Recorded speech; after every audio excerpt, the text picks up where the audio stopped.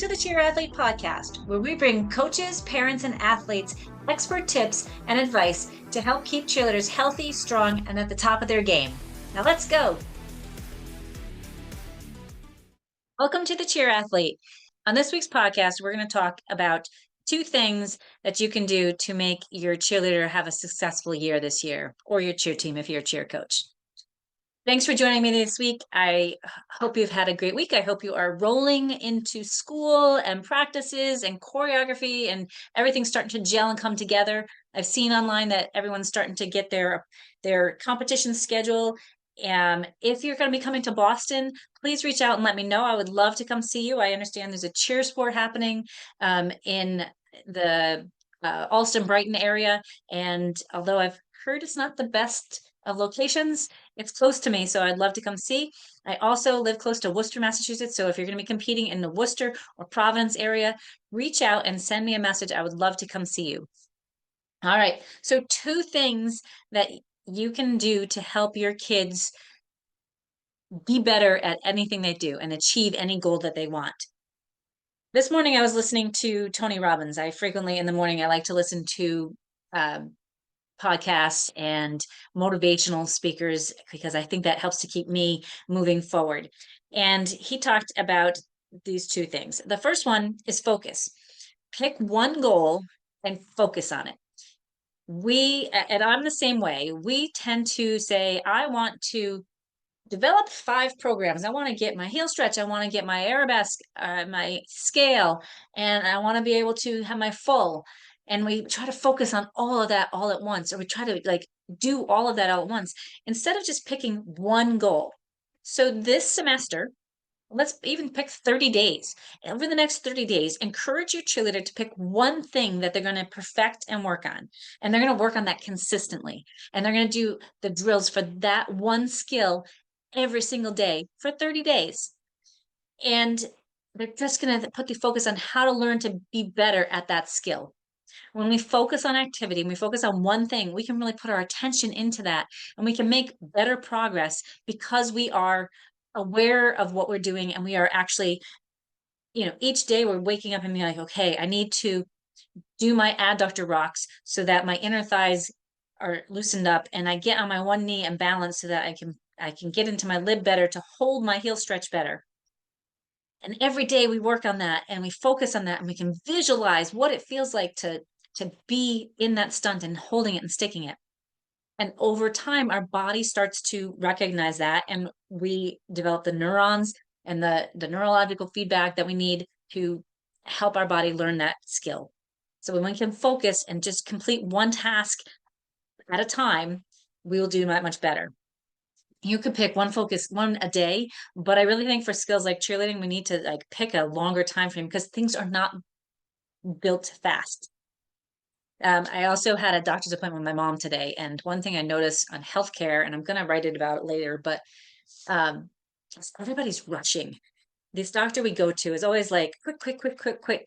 My mom has MS, and she has for 57 years. She's in a wheelchair. She's 86 years old. Nope, she's 85 years old. Don't tell her I said that. And she moves really slow because of her MS, like painfully slow. We have to maneuver, we have to get things set. And the doctors and the technicians, they have a job to do. They're busy. Everybody in healthcare is busy. They don't have time to sit and chat. My mom will get distracted and talk about the change of wind and everything in the world. When they're like, okay, I gotta get this done. Let's go.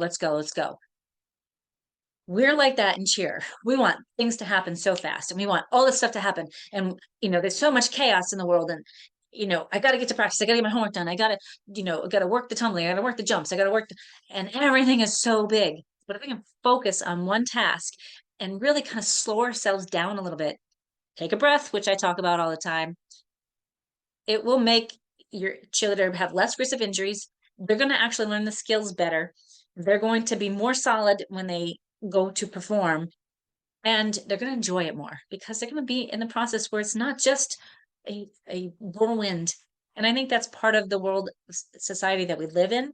And I don't know that we can change all of it, but I certainly think if we can just say, okay, this month it's all about a heel stretch, whatever your goal is. and take that from there. I think that could be helpful. The second tip that he said is really working on your resilience, and the belief that you can do something. We get resilience when we like, no matter what we're doing, okay, this stunt didn't hit today. I believe I can do it, and I'm going to get back up and do it again. Oh, I struggled with pulling my heel stretch today. I'm going to come down. I'm going to take a breath. I'm going to do some drills to create better stability and mobility. And then I'm going to get back up and do it again.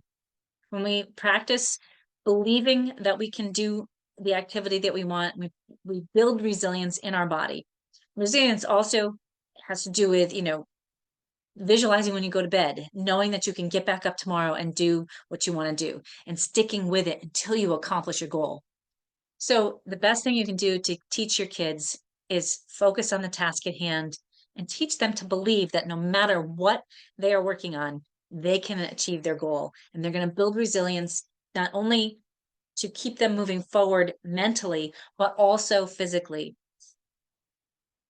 And that's going to help to reduce their injuries because they're going to be more ready to go. So I hope you take that with you and it was helpful for you today. And you can work with your cheerleaders to make them get stronger and better. My focus over the next month and the longer term is really going to be focusing on building that belief in you, building your resilience. I'm focusing on warm-ups and cool downs, and I have a new free guide out to give you some tips for injury prevention, that, with a little hint, includes some warm-ups and cool downs. So keep your eye out for that. I'll leave the link in the show notes. That's my focus right now. I tend to have a lot of irons in the fire, and I want to pull that in and focus myself. I think we all need to do this, not just as athletes, but in our everyday life as well. So keep your eye out for that 3 tips guide to help reduce injuries, and for a warm up and cool down series, which will be released shortly. And they go hand in hand together. So if you have questions about strength and conditioning, my book is out on Amazon. Go check that out. And there's other tips in there for how to help build resilience. And there's a big section on belief and, learning to help develop the confidence and belief systems that our cheerleaders need. So go grab that at any point. And if you have questions at any point, please reach out. And I look forward to talking with you again next week. Don't forget, when in doubt, breathe out, take life one step at a time. You can do anything you put your mind to. And as my friend Drew Kelleher used to say, you're responsible for your own vibes. So go get the day.